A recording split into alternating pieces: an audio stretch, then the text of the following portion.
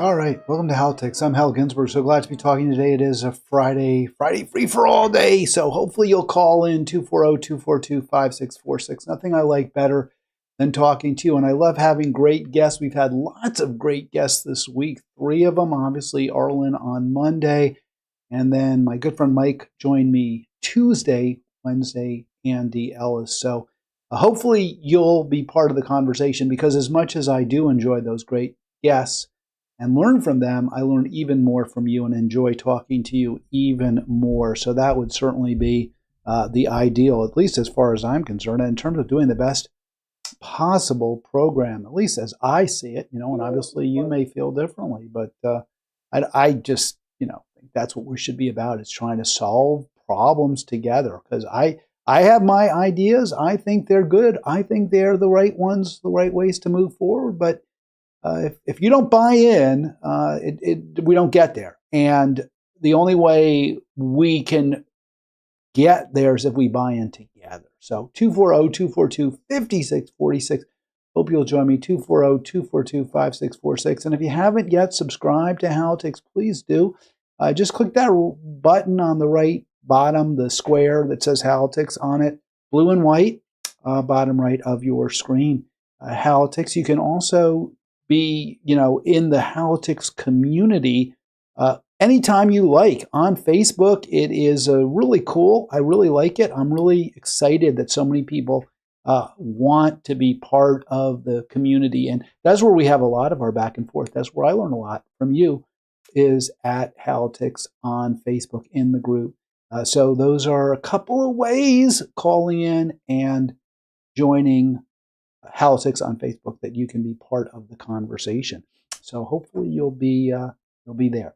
All right, I wanted to. I said I want. I did play some clips from the Brianna Joy Gray program yesterday. I was pretty critical of her 2 guests in the video that I highlighted. Joseph Guy Varghese, my old boss at Our Revolution, and Marianne Williamson. I noticed since then both are kind of getting a lot of media attention. Marianne Williamson actually is now one of the co-hosts on The Hill Rising, and she has taken the spot that Brianna Joy Gray did occupy, and Marianne Williamson is no Brianna Joy Gray. And they have a kind of a rotating group of folks who sit in that chair, kind of the left. It's always, or almost, not always, but mostly Robbie Suave, who does an excellent job, I think, representing kind of a more conservative, libertarian view. They've tried a number of different folks. I think the best is a guy named Niall Standage, I think is his name. I believe is the name. I think he does a real nice job. They've had some other folks. I was not impressed with Marianne Williamson on The Hill Rising. Joseph Guy Varghese, I heard this morning, I tuned into Pacifica, WPFW, Washington, D.C., and I was quite surprised to hear his voice. He had hosted a climate crisis event with a number of luminaries in the climate change community, leaders, folks who are challenging our dependence on fossil fuels, and not only dependence, but the fact that the oil and gas industry is in almost complete control of our government. So I was it was good for him that he did that, and the messages were strong. The problem is it was a Democratic Party event, largely with a number of Democratic Party Congress members speaking, and even that's okay. But the message that was conveyed is Donald Trump is the problem. Donald Trump is the enemy. And while he is an enemy, he is not the enemy. The enemy is that interlocking control of our government by the corporations, the corporate leaders, and those who are completely beholden to them. So, you get corporate leaders who are actually in government now, Elon Musk, who, along with Trump, maybe Trump's not a billionaire, but he was. But you look at the Democrat Party, same thing, billionaires and their paid lackeys controlling the levers of power. And it means no democracy, what it means. It means means no democracy. I wanted to play again just a little bit from that bad faith, a little bit more, one more clip from with Joseph there, and I guess we'll get a little Marianne as well. But I thought it was really instructive. I was listening to the program yesterday, was going over a lot of it, and I realized that I don't believe this segment made it in. And to me, it really does show, if not the hypocrisy, the grift, right? I mean, these are people, meaning Williamson and Guy Varghese, who are trying to separate you from your money, get your money, and get contributions. And that means they're going to present a message that they think will be effective, but will also not alienate big dollar donors, right? So they may want to get, the $27 gift, but they want to get the bigger money as well, and they do not want to alienate the Democratic Party, on which they're dependent for speakers, for support, to present themselves as having some influence, as being impactful in some way. And that means their message is always going to be muted. Their message is always going to be partisan. It's not going to be based on a truly transformational vision for America. And that's what we need at this point. Right, let me play a little bit more of this right here. 240-242-5646. I think there's a very good chance he will. And I'm not naive. He might not. But to me, he has earned my personal respect, and he has earned my belief that there's a real possibility that we'll have a shot of what I see as a kind of redemption and a genuine transformation of the DNC. All right, that's Marianne Williamson. I think we played part of that yesterday, and she's explaining why she, I guess, supports the Democratic Party at this point. She's hopeful. She believes there's a real, genuine chance of Democratic Party redemption. She doesn't provide any explanation why. She just says she's personally satisfied. She said earlier that she might be in the room helping make the decisions. And so I guess we all can feel relieved and hopeful that Marianne Williamson might be in the room. Sorry, but that doesn't give me much optimism. I want to play where Joseph, though, which I didn't play yesterday, goes on to kind of justify Our Revolution organization's pretty darn tight, close relationship with the Democrats. And here's what he has to say. Maybe we should shift to... Go ahead, Joseph. Well, I was just going to say, I think it's really important in this moment also, that we ground ourselves and we don't, right? I mean, there's an existential moment. So this is it. The fear of Trump. We've got an existential threat. We actually do face existential threats. Certainly the climate holocaust, endless war. Those are the two that have jumped out at me as the greatest threats. But exacerbating those, making them more likely is massive wealth and income inequality, which Trump will probably make even worse, right? I mean, there's some of his policies, the tariffs to the extent they're implemented would probably reduce to a slight degree the Gini coefficient, if you know what that means. But certainly the fear of the, onrushing sixth grade extinction is real. It's meaningful. We can't deny it. So Guy Varghese has a point. Yes, we should fear that. But he uses that fear to justify supporting the Democrats. And that makes no sense at all. None. Our country right now, we have a president, right? I mean, if the scene at the inauguration, Donald Trump surrounded by oil and gas and tech oligarchs. I mean, that hit me in the gut.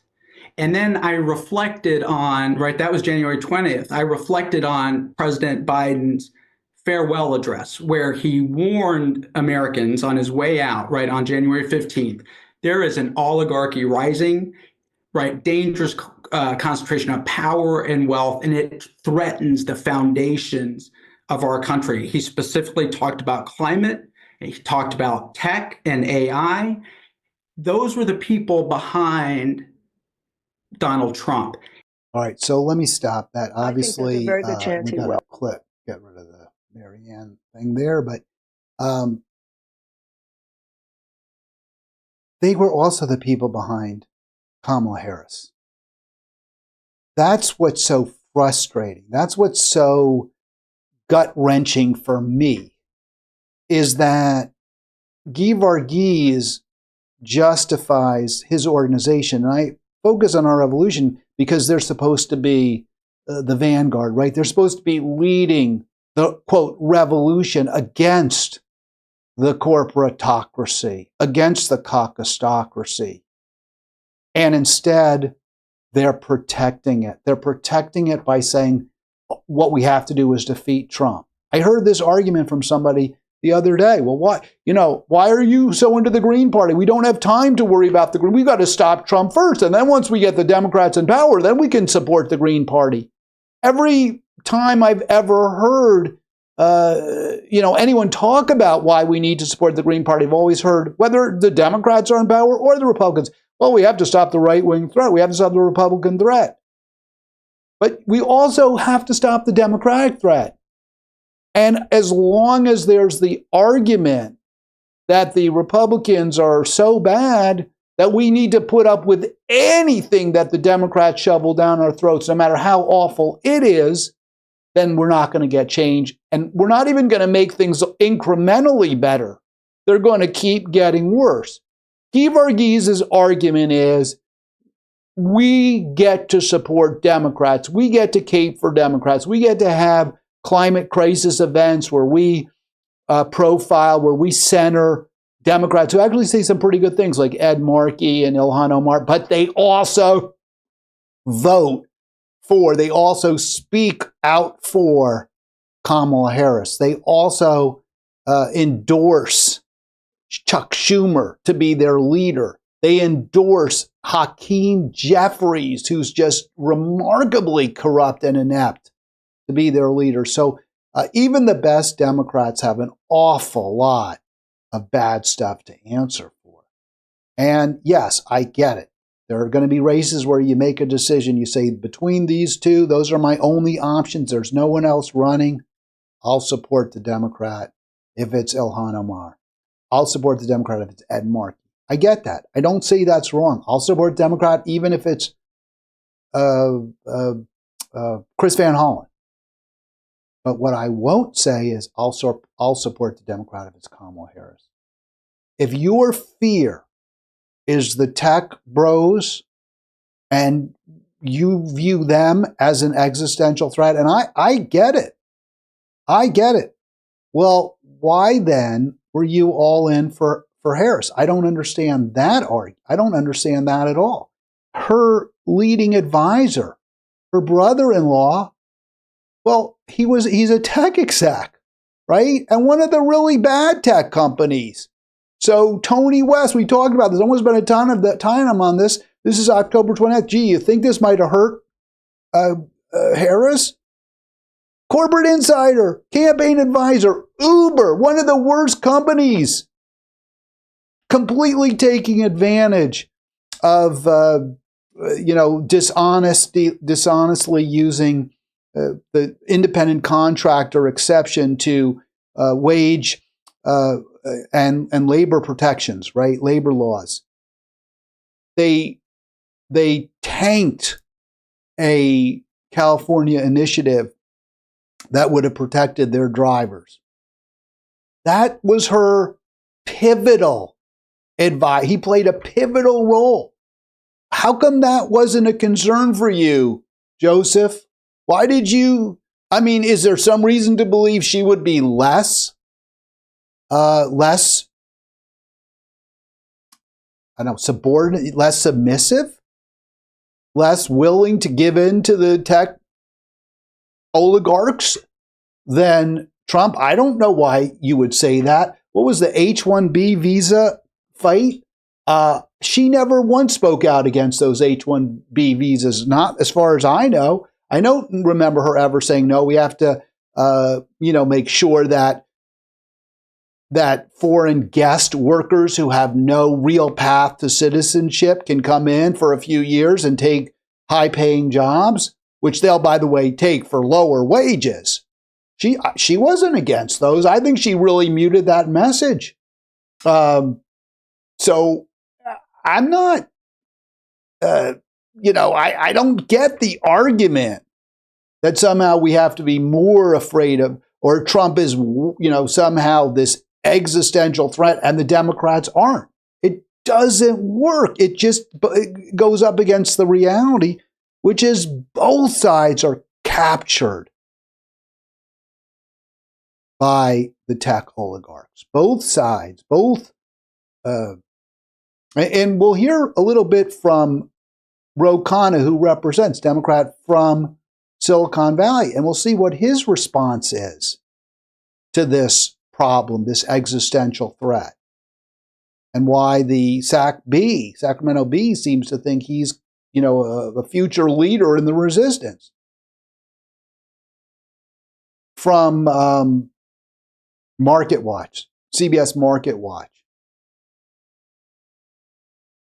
Trump wants oil firms to drill, baby, drill. That is a terrible problem.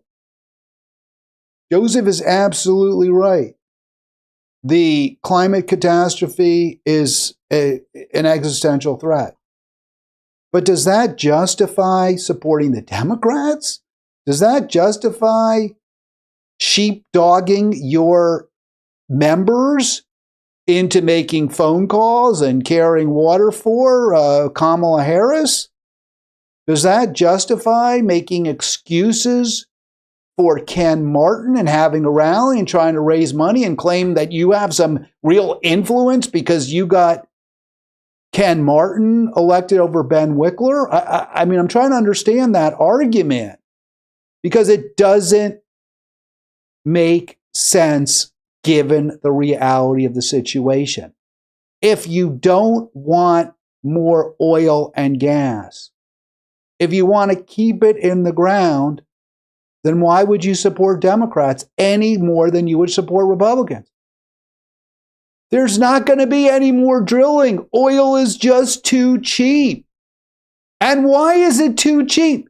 Because production and extraction, production, because first extraction, they surged under Joe Biden. The Biden administration gave the oil and gas industry as much as it wanted. Joseph is so worried about the climate catastrophe, and well, he should be.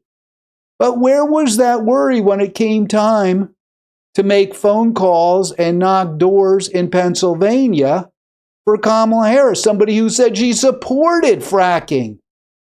Who was there when Joe Biden green-lighted the Mountain Valley Pipeline? Didn't need to do it? Terrible damage will do. It's doing terrible damage to Appalachia. Where was Joseph when, and I know he spoke out against it. I was at rallies. So what? What good does it do you if you still turn around and you endorse the administration and you campaign for the administration and you rally voters for the administration that green-lighted the carbon bomb, the Willow Creek disaster in the Arctic? This is the remarkable confusion of access with influence. Oh, I got to talk to Ken Martin. He actually met with me. Maybe I'll be in the room. But it goes beyond just kind of self-delusion. Oh, well, well, he's a nice guy. He shook my hand. He looked me in the eye when we were talking. It goes beyond that because you get to use those photo ops to raise money. You get to use those photo ops to justify your continued salary. In fact, to pay your salary. So it's not just about, well, I thought they were nice guys and they had some good things to say and I kind of got snookered. Remember we talked to Mike on Tuesday and he was saying, yeah, Obama betrayed us. And I fell for it too. But these people, the Marianne Williamsons, the Joseph Geevarghises, they have an interest in falling for the con. It's in their own personal best interest to fall for it, to believe it, and to make you believe, oh yeah, Democrats, we can reform them, we can redeem them. Because if you didn't believe that, if you said no, then A, you wouldn't give them money, but B, if they told you the truth, which is we need to go in a very different direction. We need to build a third-party alternative. Yeah, folks who don't have a lot of money, who aren't influential, they might be willing, as we did for Bernie, as we did for AOC. We might be willing to give a little bit, but the big money, the big sugar, that ain't coming our way. That'll be used to destroy anyone that we back, anyone we support, or corrupt them, if possible. Certainly if they're in the Democrat Party. I think hopefully if you have a third party, and I agree, Marianne Williams said something. I'm not naive enough to think that just because we elect a Green Party person, they can't be bought off, they can't be corrupted. Sure, that could happen. But if you have an alternative to the left of the Democratic Party, it becomes much tougher, because the second the Green Party person starts voting the way the industry wants, the way the billionaire class wants, then they'll be immediately pointed out as betraying their values, their principles, what they campaigned on. And there won't be anyone to back them up, right? Who's going to back them up? But right now, the Democratic Party has the entire establishment behind it. Right. I mean, look, John Fetterman completely betrayed the values he ran on as a progressive populist in Pennsylvania, doing everything possible now to back Israel and to show that he's an ardent Zionist and anti-woke, anti-DEI. He's doing all that, and guess what's happening? CNN says he's the right choice for 20. He's the leader for the 2028. So the Democratic Party actually protects, and it's the Democratic Party mouthpieces, the corporate media, protect those Democrats who violate their promises to poor, struggling, and working class Americans. But that wouldn't happen if it was a party candidate. The only thing if it was a Green Party elected, the only thing they would have going for them is their reputation as straight shooters, as people who support the people, not the profits. That is totally not the case. Look, same with AOC. AOC more and more gets more and more media attention. She goes on MSNBC all the time. Why? Because she backed Hakeem Jeffries to be House Speaker. Why? Because she wouldn't force the vote. Why? Because she had a town hall where she centered Zionists, not Palestinians. For all those reasons, she's now touted as a leader in the party. So Democrats, as long as they move to the right, they get rewarded for it. That wouldn't be the case if it was a Green Party candidate, a politician, Green Party elected, at least not to the same degree, because Democrats would be desperate to get them out and point out, oh no, they're not really progressive. They're not really progressive.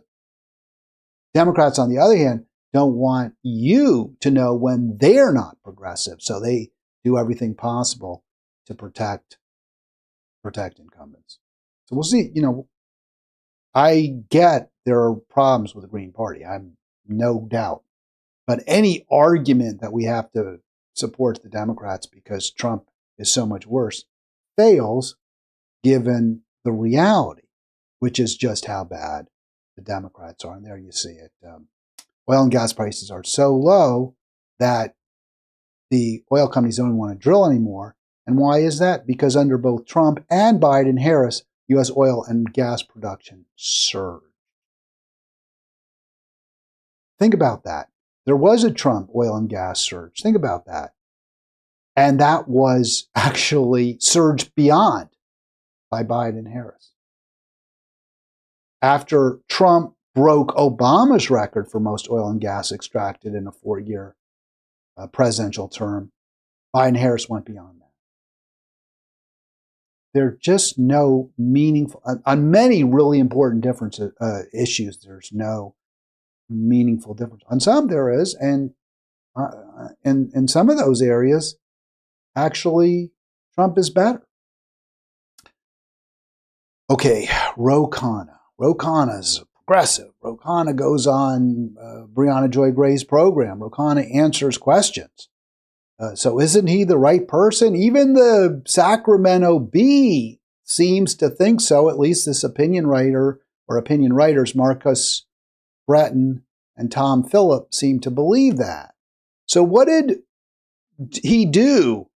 Did he champion working people? Did he say we've got to take on corporate elites and we've got to reduce the power of Silicon Valley, no more H-1B visas, higher taxes on the rich? Is that what he did? Is that how he garnered the attention of the Sacramento Bee? No, not at all. It was all a woke issue. It was all basing criticism of Trump administration and specifically Elon Musk on identity. Okay, I mean, fine. Maybe there was racism. I'm not persuaded by this article that Khanna was taking on real racism in the Trump administration, but no doubt there is racism in it. No doubt. But is that what the American people want? Is an attack on the unwoke, an attack on the, if it was racist, a racist statement? I don't think so. We heard over and over that Trump was a racist. We heard over and over that black and brown people were going to be victims of Trump. And yet, apparently, at least a majority of male Latinos, voted for Trump. And more black men than in the past voted for Trump compared to voting for other Republicans. So the fear-mongering, which truthfully had a basis in reality, didn't exactly work, right? It didn't really work for the Democratic Party. But that's where Khanna goes, and with the full approval of the SAC-B. So the opening that Musk gave Khanna was that he wanted to rehire this guy, Marco Elez, who I have no idea who that is, who had been fired for racist comments. Now, they don't say what those racist comments were. They just say racist comments such as promoting the normalization of, quote, Indian hate, unquote. So they're saying, I suppose, is poorly written, very poorly framed. But my guess is, or it's not a guess, what I glean from this is that apparently Marco Elez was accused of promoting the normalization of Indian hate, which I'm going to assume, and I did no research. I didn't really care, to be honest with you. I did no research beyond this article. But I'm guessing he was critical of the H-1B visa program. And maybe he said something like, American jobs should be for Americans, not for Indians, or I don't know what. I'm just totally guessing, spitballing here. People don't care about that. Most Americans, I'll tell you, most Indian Americans aren't going to care about that. They just want good, high-paying, secure jobs. But that's not where Khanna goes. Khanna doesn't say, yeah, we need to have lots and lots of, jobs like some people get in Silicon Valley where you have health care and you have a good salary that allows you to purchase a home. That's not where he goes, right? And in fact, he should say, everyone gets health care, which he does say later. I'll get to that. He actually makes a good comment. But his attack on Trump isn't based on economics, on working class economic justice, which is the one way you can win. But he doesn't do that. Instead, he tweets to J.D. Vance, the vice president, whether Alleged should apologize for allegedly normalizing Indian hate. I have no idea what he said. Well, just asking for the sake of our kids, wrote Khanna. And he's sort of being a little cheeky there, right? A little, tweaky, because Vance's wife is Indian, or of Indian, she's Indian American, but she has Indian heritage.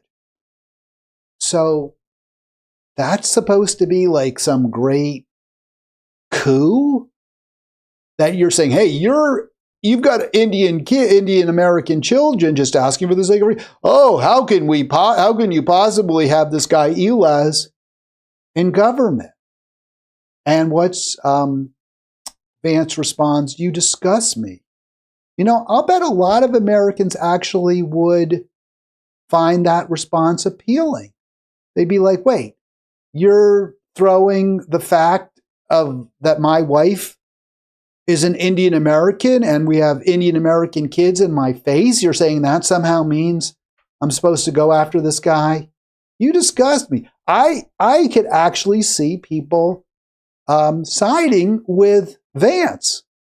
I hardly view that as some own by Khanna. But that's where the SAC B goes. They say, oh yeah, this is really, wow, he got to Vance. Yeah, Vance is mad. You bring his wife and kids into the conversation? Yeah, he's pissed off. This is how Dems fail. This is why I don't want to say we, this is why they fail. This is why they lose. Because they pick fights they're going to lose. Who's going to believe that J.D. Vance is a racist? That J.D. Vance hates Indians? Why would you believe that? His wife is Indian. He's standing up for her. Says, keep her out of this conversation.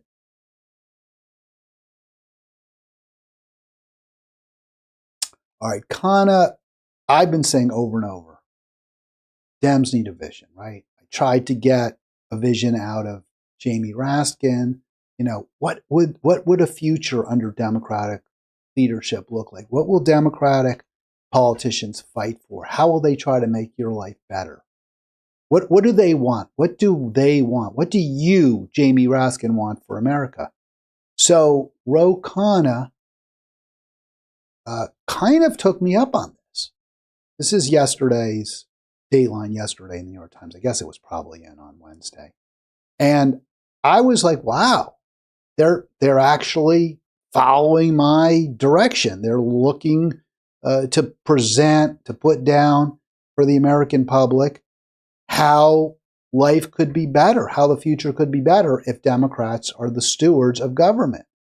Now, before we get into it, and I don't know if he wrote the headline, so I don't want to be too harsh on Khanna for that, but it's very interesting that it's Democrats have a future. Here it is, not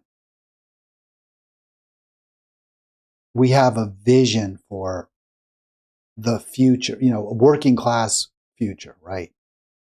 America for workers, something of that sort. I didn't really, I don't really have something right off the bat. But his concern, at least according to this headline, is the Democratic Party's future. And that shouldn't be. That you're a public servant. Your concern should be the future of your constituents and more broadly, the American people, not your party. We are desperate as Americans for politicians, for electeds to put people before party. And you obviously didn't do that, where at least in the headline, it doesn't suggest you're doing that. That's a big issue, no question. Now, I do. I want to go through this because there were some things in here. Let's see if I can see. Okay, so I thought there were some beginning that actually Khanna did a decent job, kind of articulating a little bit, or at least explaining, if not articulating, where Americans are right now. And I'll show you that in just a minute. But first, I absolutely urge you in the strongest possible terms. You know what I'm going to urge you to do? You probably have an idea. I'm going to urge you to join the Halitics on Facebook. You thought I was going to say subscribe, but I did. I'm going to urge you to join Halitics on Facebook.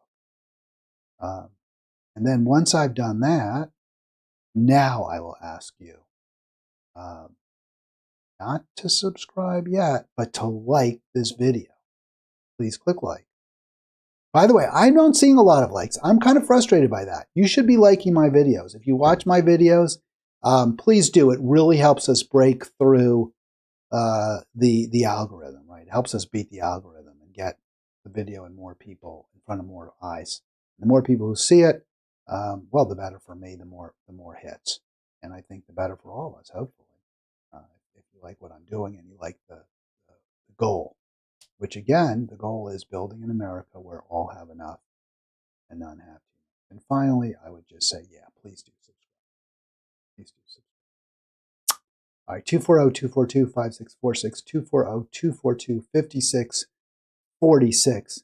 Here is what Khanna says the Democrats need to do, and I will give him credit, because so much of the messaging from the Democratic Party and its flacks, like Guy Verghese, right? Like Marianne Williamson in the video I played from their appearance on Brianna Joy Gray's Bad Faith. So much of that messaging is, anyone but Trump, Trump derangement syndrome, Trump is the worst thing that ever lived, and not, we need to do this, and we pledge to do that, and if you elect us, we will make life better for you. And together we can overcome the real threats to you that Donald Trump presents, right? The real threats to you that he presents, whether it's cutting your retirement benefits, whether it's destroying government agencies that actually really do, kind of soften the roughest spots along the road. That would be a message that American people might be willing to listen to. Not just Trump is the Antichrist, which I have seen that message. So here's what Khanna says. We have to acknowledge what we spectacularly failed to recognize in the last election. The status quo is broken and Americans are feeling righteous anger about the real damage the governing class has done to their lives over the past few decades. All right, I agree with everything written, but I would have loved if he had said what Democratic and Republican leaders have done to their lives. Or even better, and Americans, we, the Democratic Party, must acknowledge that our policies have harmed the American people, that our programs, that our leadership has done real damage. And we're going to reverse those policies. We're going to make life better. We're going to unprivatize healthcare. We're going to move away from neoliberalism. We're going to stop the wars. A little late for those messages, but better late than never. 240-242-5646. And he goes on to say, he really wants at this where he's, discussing how life has gotten worse for the American public. He really wants it to be about both parties, right? He wants it to say, well, yeah, maybe we did bad things, but so did the Republicans. never, hey, we're going to take ownership. So with the establishment of both parties defeated, which I'm not sure, isn't Marco Rubio the Secretary of State? Isn't he an establishment guy? I'm not totally certain that the establishment is completely defeated, but yeah, there are a lot of non-establishment folks in power right now. And Americans are happy about that to a significant degree. But in any event, Khanna has to do a pox on both our houses, not simply take responsibility, take ownership as a Democrat, which is unfortunate. It would be much better as a Democrat if he says, hey, before we even throw rocks at the Republicans, we need to acknowledge we've made mistakes, but we will do things better going forward, and here's how. So he goes on to say, either the country will continue to succumb to a burn-it-all-down political nihilism and disillusionment. I don't know if it's completely fair to say all of MAGA is a burn-it-all-down political nihilism. For example, the tariffs are a real serious attempt, at least the policy itself, maybe not the way Trump is implementing it, a real serious attempt to protect American labor. That's not nihilism.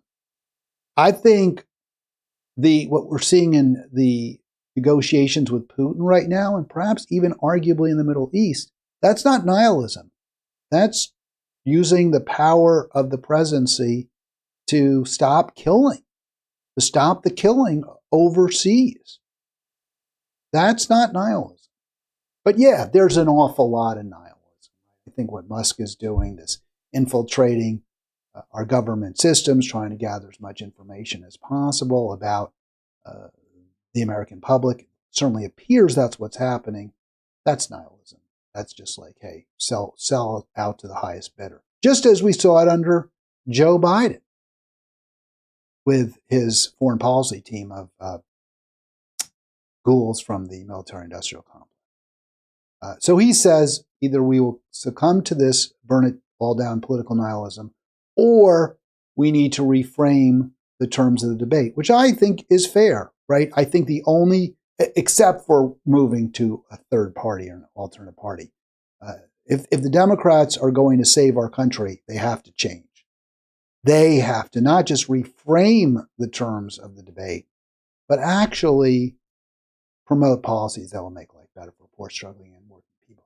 We must persuade people that transformative government is capable of improving their lives by reversing what many have experienced as decades of stagnation and decline. Okay, I think people are persuaded of that.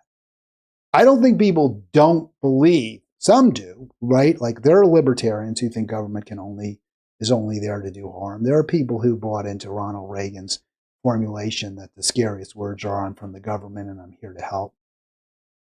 But I think most Americans, and I'll give you evidence of that.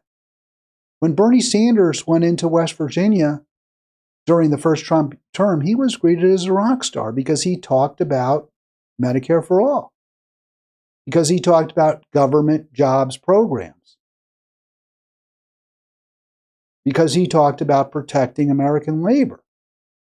So I think most Americans are persuaded that a transformative government can make their lives better. What they're not persuaded of is that the Democratic Party will do that, will transform government. What most people believe is the Democratic Party is actually part of the problem, that the Democratic Party won't make things better, that it won't transform their lives or anyone else's.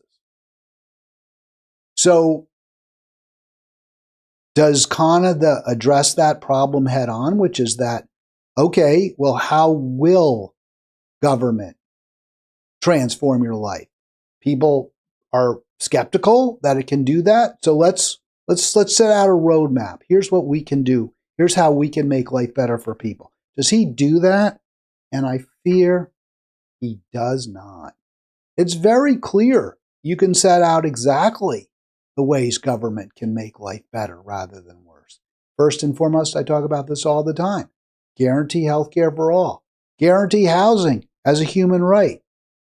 protect good jobs, and build new ones. But instead, where does he go to? We need to see and hear people.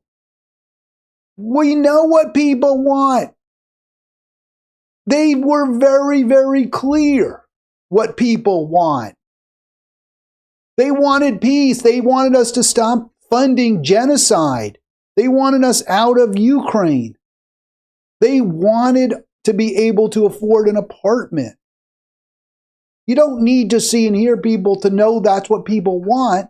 And in fact, they said it. They were very, very clear about it. But instead, his focus is, well, we just have to do a better job listening.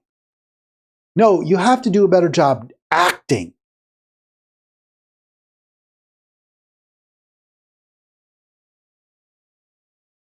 And when I say acting, I don't mean acting like you care. I mean by taking concrete actions that make life better for the American people. He doesn't set any of those forth. Now, he does acknowledge, yes, a lot of Americans are making a poverty wage, almost a quarter. He talks about some Democrats who are actually listening to people who have been shafted. But he doesn't say what they're doing. He doesn't say what particular policies the Democratic Party must adopt.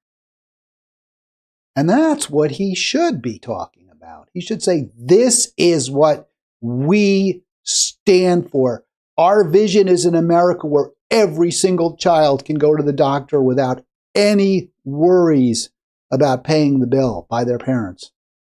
Our vision for America is when your child is 8 years old, you're already thinking about how when they'll go to the best college they can possibly get into, and there's no worry about how you're going to afford it. Our vision for America is, if you hear there are going to be layoffs at your factory, because sometimes businesses fail, sometimes businesses have to cut back on staff. That's part of the economic cycle, the boom and bust cycle in capitalism. Our vision for America is, even if you're worried, you're not terrified. The wolf isn't, you know the wolf won't be at the door. You know you're going to be able to stay in your home. You know you're not going to have to move to a trailer park, or worse, sleep on someone's sofa, or even worse, sleep under a bridge. That's our vision for America. Our vision for America isn't that your daughter is serving her 4th tour of duty in Afghanistan, or now it would be, what, Iraq, Somalia, I don't know, wherever they're serving. That's our vision for America. Our vision for America is clean water in every community, rec centers, medical community centers in every medical centers in every community. That's our vision. He doesn't present that. He doesn't set that out. Talks about we need to listen actively. Okay, I mean, I'm good with that. Listen actively. But I don't think it takes that much listening to understand this is what American people want. It's kind of obvious, isn't it? Yeah, and the first step, it's not to, I mean, I agree.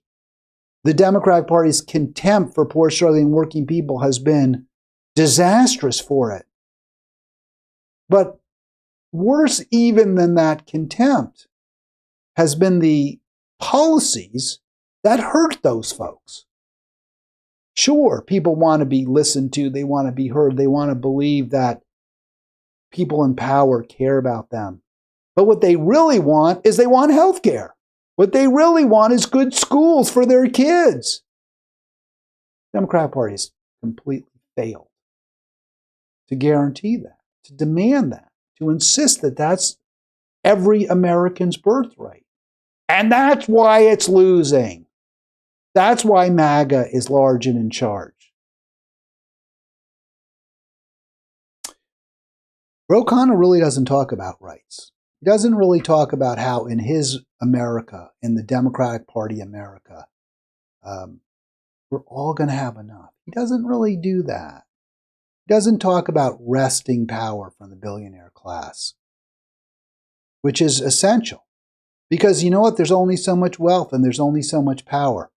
And it's all concentrated in a few tiny hands. He doesn't really talk about that.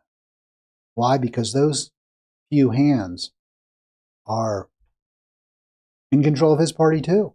And they don't want to read about how they need to be reined in. And they need to be taxed. And they need to be regulated. And they need to follow orders rather than to give them. They don't want to read that in the New York Times. Ro Khanna knows that, and he knows that if he's too aggressive in promoting a truly egalitarian vision for America, one that would be very popular. He knows, Ro Khanna does, that if he presented that in the New York Times, Hakeem Jeffries would be getting some very angry phone calls. He knows that Silicon Valley leaders, people that he represents in Congress, would be calling his office. He knows that there'd be a major cutoff in funds to him, re-election funds. He knows he'd be facing almost certainly a well-funded primary challenge. So he's going to stick his toe out a little bit, but that's as far as it'll go. So what do you read here? The U.S. government must work with not poor, struggling, and working people, not with labor leaders, but with dynamic business leaders. Isn't that something you would have heard? I think, wasn't there the ownership economy? Wasn't that what we heard from W? We need new steel and pill factories. I'm good with that. I agree. We do need to manufacture here. But we don't need dynamic business leaders and better bank lending to do that. Do we really need more AI analysts? I guess. I mean, I'm not saying I'm against it, but that's not the solution to the really tragic crises facing so many Americans. All right, 240-242-5646 if you want to join me. Let's see if I can get this up there. So what was it? The ownership, right? That was the W solution. The ownership economy. What base stock ownership, huh? So kind of going all in for capitalism. I'm not one of those. I've talked to people I know. If you listen to Butch Ware, who ran as the vice president under Jill Stein, he is, I think he would call himself a Marxist. He is really for tearing everything down, the economy, the capitalist economy. I'm not there. That's not me. I think that under a mixed economy, under a market-based economy where there's stock ownership, where there are corporations, I think that a lot of benefits accrue to people. But those have to be presented, those have to be garnered in an environment where the rules are ultimately made by the American public through uncorrupted, non-corrupt leaders. And how do you make sure they're not corrupted? By wealth and power. It's very hard to do. But what you do is you take most of the wealth and power away from those leaders, from those corporate leaders, from those CEOs. Sure, you want to make money, you get rich, you come up with a good idea, fine. But you only get so much. You only get to keep so much. And after you get over a few $1 million, you're going to give most of it back to the government. And you're not going to be able to use give enormous sums of money to politicians. It's just not going to happen. I think that to me would lead to even better outcomes. That would lead to better outcomes, in my opinion. We need to move towards. But that's not what Ro Khanna is talking about. He's again saying the corporate leaders should be our leaders. No, they can run their companies as they see fit, following the rules with all manner of guardrails in place to make sure they don't get too big, too fat, too powerful. But in the end, some some profit-based businesses with guarantees that all have enough. Nobody sleeps under bridges. Everyone has health care. Khanna does, in the end, this is the very end of his article. He finally gets where he should have been at the very beginning. Medicare for all. But he soft pedals it. Our government should provide every American with Medicare.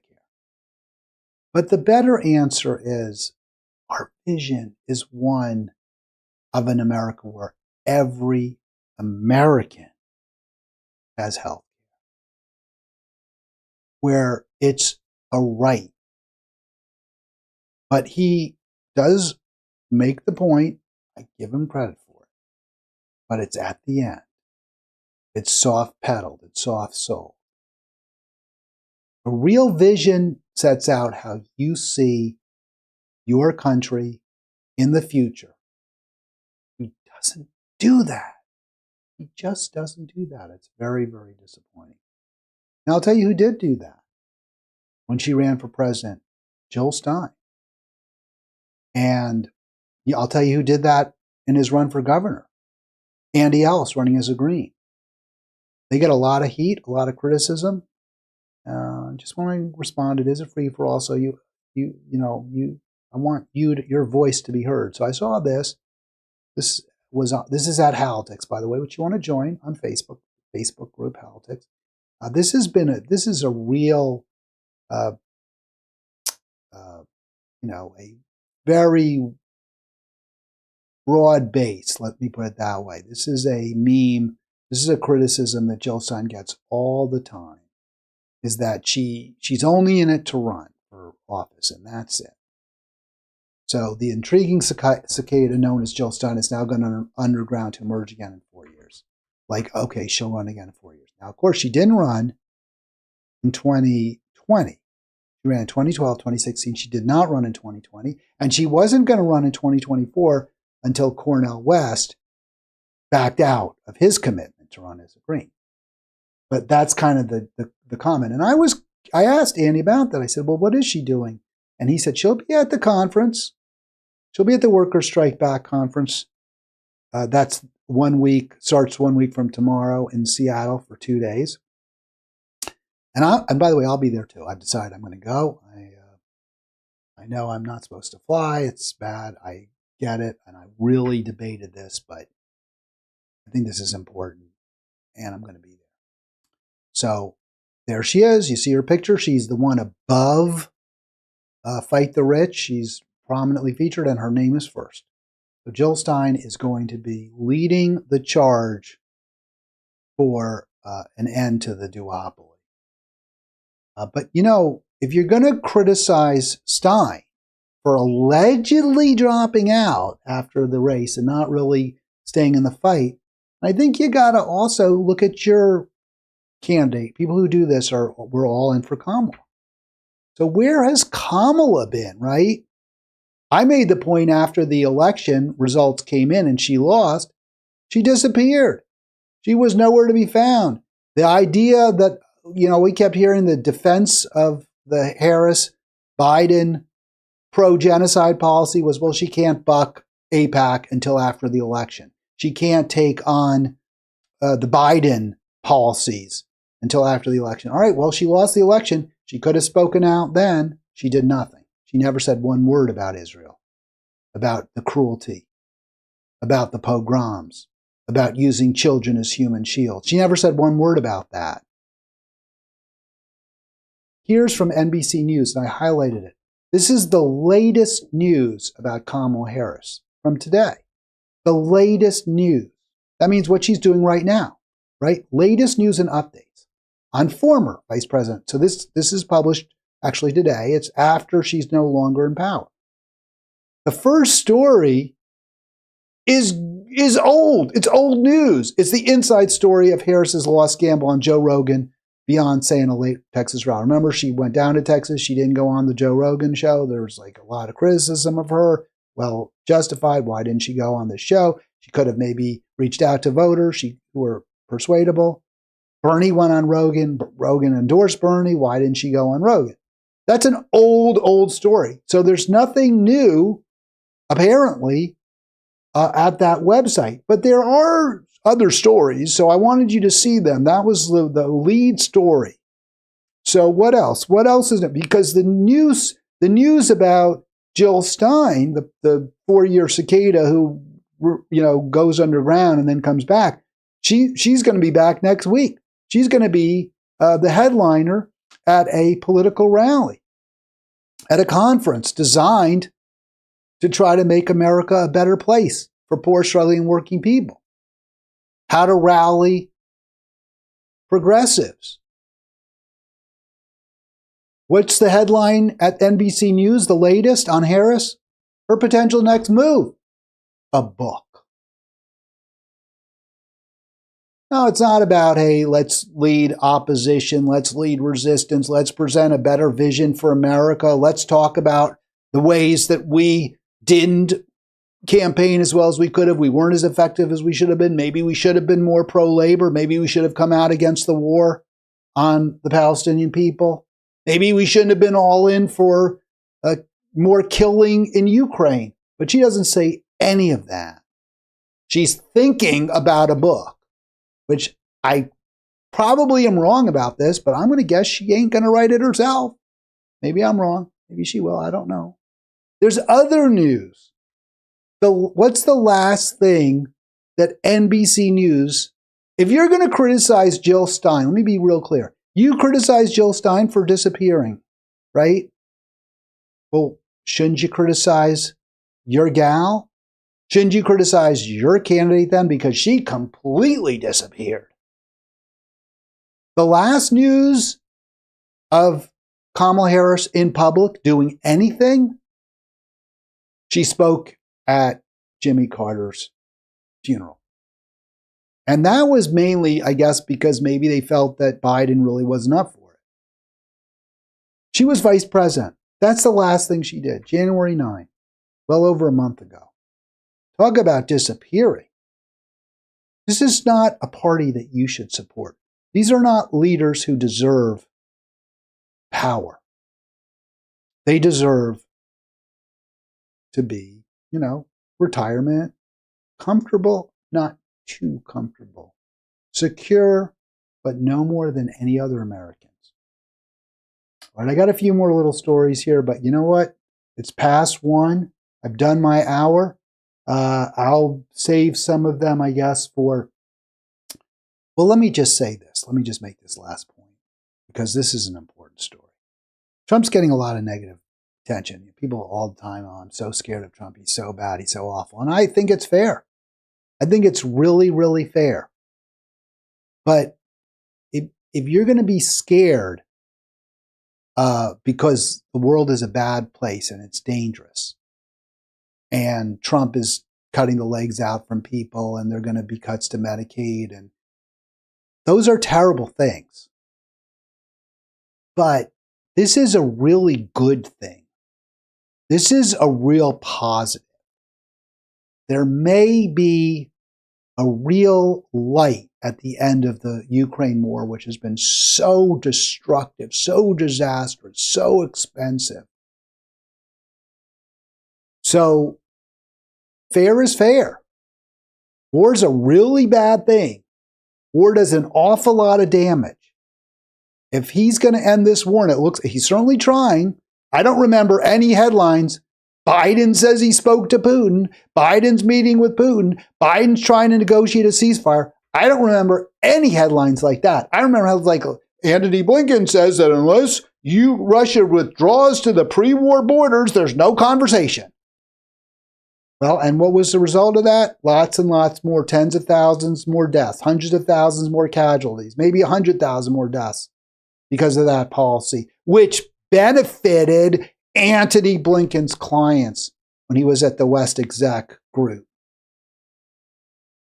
So this is something that we need to be grateful for, that in this area, we have a president who's less bloodthirsty, who's doesn't feel the need to be a war president. For those of you who say, well, no, wait a second. This is like Hitler. We're giving in to Putin. How could we do that? Giving in. His country is grievously wounded by this war. He couldn't even defeat Ukraine. He's not going to get all of Ukraine. No one's giving him Ukraine. This isn't like the Anschluss when Hitler just took over Austria. This isn't like the Czechoslovakia cave where, Chamberlain said, we're going to have peace in our time. And then Hitler marches his army without even firing a shot into Czechoslovakia. It's not like that at all. There'll be negotiations, and maybe some territory will actually be disgorged by Putin. Putin is 72. Hitler was 50 when World War II started. Putin ain't going to be leader of Russia forever. And he's not, I don't know if he's a sociopath. Maybe he really is. He's not a schizophrenic. He's not delusional. Doesn't see Jews as the cause of all the evil in the world. This is a practical, hard-headed, very pragmatic guy who certainly has demonstrated that he'll sacrifice his troops, he'll sacrifice his own people. He's not a good person. But can we say that our government has been good, that our leaders have done good things? Or do we have to acknowledge they've done terrible things too? And in fact, because of the power of the U.S. government, we've done far more harm around the world in the past 25 years than Putin's done. We've killed far more people than Putin has. You may not want to hear that. You may not like that, but it's the way it is. All right, folks, I will be back Monday. We will have an Arlen Monday. I'm hoping to announce a special new guest, maybe a regular, starting next week. And I hope you have a great weekend. Thanks for watching Halitics or listening to and especially thank you if you subscribe, because that's what I beg for. All right, this has been the Free for All. I will see you